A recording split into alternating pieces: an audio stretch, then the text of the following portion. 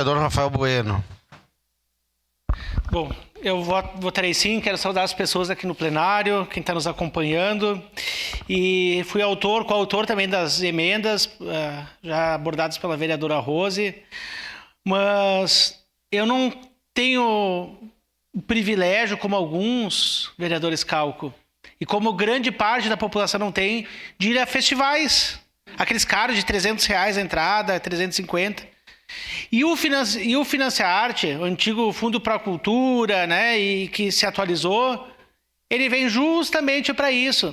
Para aquelas pessoas lá do bairro, da periferia, do interior, do campo, que não têm acesso à cultura de forma paga ou com custo elevado, ter acesso, né, de forma democrática.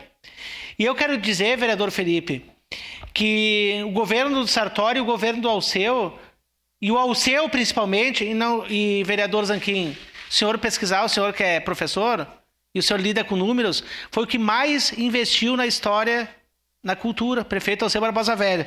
Só em 2016, Magali, foram R$2 milhões e 71 projetos culturais, último ano de governo. Então nós estamos engatinhando ainda.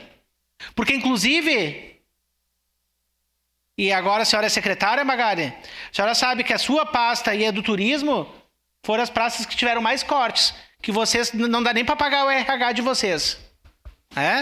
Então foram as secretarias que mais sofreram cultura e esporte. E a gente deveria fazer o processo inverso. A gente fala em saúde mental aqui nessa Câmara, mas a gente não tem que tratar a saúde mental quando a pessoa já está internado lá em alta complexidade, que tentou suicídio, já está em alta depressão. Nós temos que tratar lá na base. E a base são nos centros comunitários para aquela gurizada lá poder ter acesso à cultura, para as vovós ter acesso à cultura, para não entrar em depressão, para as crianças não serem aliciadas. Então o investimento em cultura é da base. É investir nas crianças e na terceira idade. Eu voto sim, presidente.